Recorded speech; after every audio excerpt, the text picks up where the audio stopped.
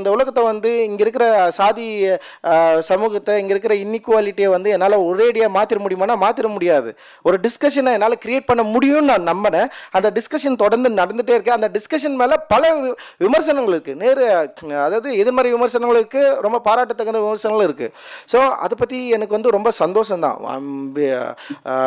What I done, what I'm been doing, I'm really happy and பயங்கர சந்தோஷமான ஒரு மனிதனாக இருக்கிறேன். நான் என்ன பண்ணியிருக்கேன் அப்படின்னு பார்க்குறப்போ வந்து உண்மையிலேயே ரொம்ப ரொம்ப ரொம்ப ஹாப்பியான ஒரு மனிதனாக இருக்கிறேன். நான் பேசுறது மூலமாக என்ன எவ்வளோ ஸ்டீரியோடைப் பண்ண முடியுமோ அவ்வளோ பண்ணாங்க. அதை பற்றிலாம் எனக்கு எந்த கவலையுமே கிடையாதுன்னு சொல்லிட்டு தொடர்ந்து இயங்கிட்டே இருக்கிறேன்.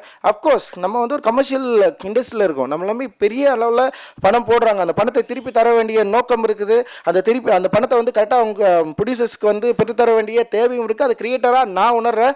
அண்ட் எனக்கு ஒரு ரெஸ்பான்சிபிலிட்டி இருக்குது. அதே நேரத்தில் என்னோட திரைப்படம் என்னவா இருக்கணுன்ற ரெஸ்பான்சிபிலிட்டியும் அதில் வந்து பெரிய கட்டுப்பாடும் எனக்கு இருக்குது, நோக்கமும் எனக்கு இருக்குது. அதை நீங்கள் உங்களுடைய முதல் திரைப்படங்கள்லேயே ஆரம்பிக்கணுங்க. இப்போ பரியரும் பெருமாள் ஏன் ஃபர்ஸ்ட் படத்துலேயே அவ்வளோ வேஸ்டான ஒரு பெரிய டிஸ்கஷனை அவ்வளோ ரீச்சை பெற்றதுன்னா அப்படி ஒரு வாய்ப்பு பரியரும் பெருமாளுக்கு கிடைச்சிது.